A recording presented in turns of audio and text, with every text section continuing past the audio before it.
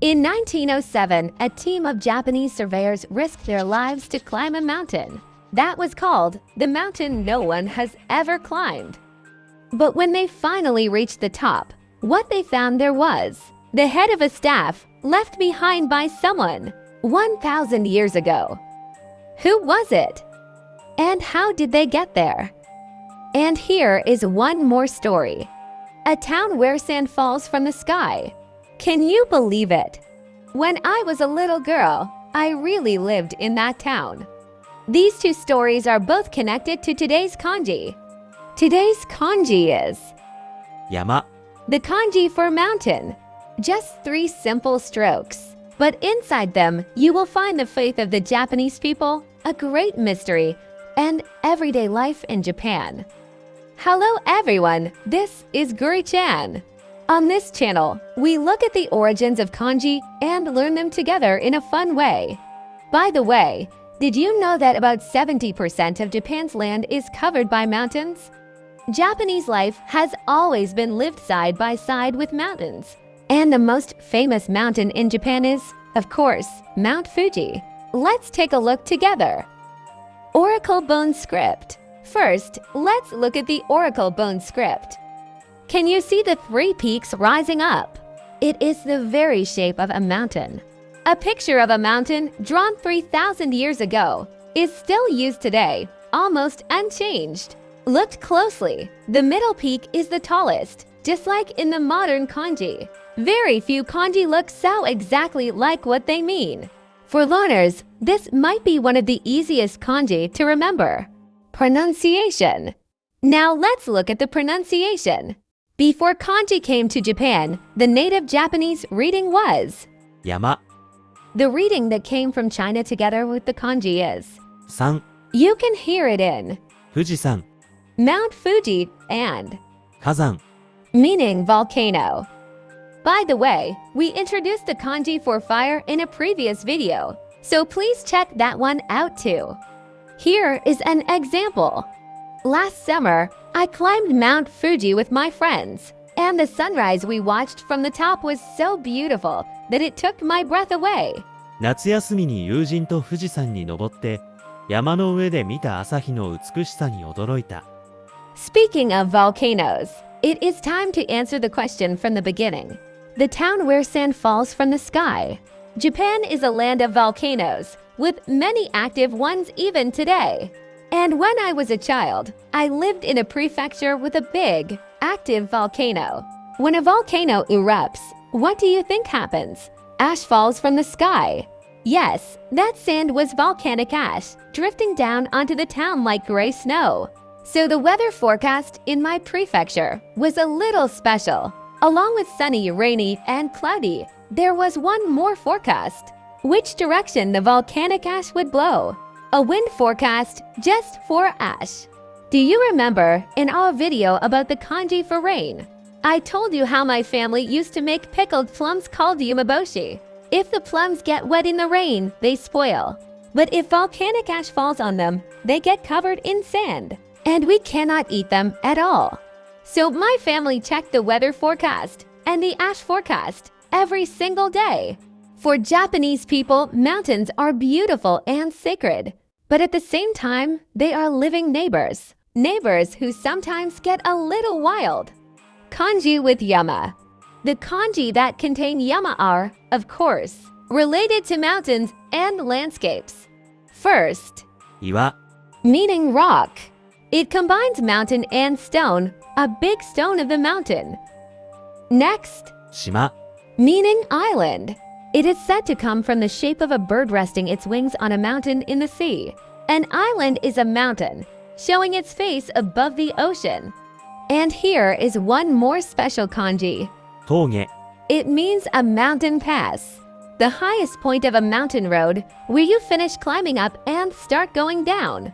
Actually, this kanji was not born in China. Japanese people created it by combining mountain, up, and down. Kanji born in Japan like this are called kakyuji. Isn't that a lovely invention made by people who have always lived with mountains? Mountains, home of the gods. In Japan, mountains have long been believed to be sacred places where gods live. This belief is called 山岳信仰。 mountain worship. Mount Fuji is not just a beautiful mountain. It has been worshipped as a god since ancient times. Even today, there are shrines at the foot of Mount Fuji. And at the start of every climbing season, a ceremony called Yamabaraki, the opening of the mountain, is held to pray for the climber's safety. Just the other day, this year's Yamabaraki of Mount Fuji was in the news. Japan is still a country where people often pay in cash. But starting this year, you can pay the entrance fee for Mount Fuji cashless. Climbing a sacred mountain, worshipped for centuries, and paying with your smartphone. What a curious combination, don't you think? By the way, Japan has a national holiday called 山の日、 Mountain Day on August 11th. We also have 海の日、 Marine Day, a country with official holidays to thank the mountains and the sea. That might be rare in the world. Does your country have holidays for nature? Please tell me in the comments. And now, the answer to the mystery from the beginning of this video. In Toyama Prefecture, there is an extremely steep mountain called 剣岳。 It was so dangerous that, for a long time, people called it the mountain no one has ever climbed. In 1907, a team of surveyors finally reached the top, risking their lives. But there, at the summit, they found the head of a shakujo, a staff used by mountain monks called shogunja, left there about 1,000 years ago, in the Heian period, in an age with no climbing equipment at all. Who climbed up there, and how? It is still a mystery today. To me, this story shows the incredible power of prayer, of the people who saw the world of the gods on the mountaintops. Now, Japanese also has beautiful words that describe mountains through the 4 seasons. In spring, the mountain blooms with flowers, so we say, 山、笑う。 the mountain laughs. In summer, it overflows with deep green life. 山、滴る。 The mountain drips with freshness. In autumn, it dresses up in red and gold leaves. 山、装う。 The mountain adorns itself. And in winter, it sleeps quietly under the snow. 山、眠る。 The mountain sleeps. We describe mountains as if they were living people, laughing, dressing up, sleeping. For Japanese people, mountains may not be scenery at all, but companions living together with us. Idiom. There are many expressions using yama. The first one is 山ほどある。 it means as much as a mountain, a huge amount. For example, I have a mountain of homework. 宿題が山ほどある。 We really use this every day. The second one is 塵も積もれば山となる。 even tiny specks of dust piled up become a mountain. It means that small daily efforts will one day grow into something great. A perfect saying for everyone studying kanji little by little, every day. The third one is 山を張る。 Japanese students love this one. Before a test, guessing this part will be on the exam, and studying only that part. That is called yama wo haru, betting on the mountain. But please, everyone, don't bet on the mountain for your Japanese language proficiency test. Study everything. Let's check the stroke order of yama. It has only 3 strokes. The point is to start with the vertical line in the middle. Please play the video slowly and practice along. Today we learned the kanji yama, a simple and beautiful kanji, keeping the shape of a mountain drawn 3,000 years ago.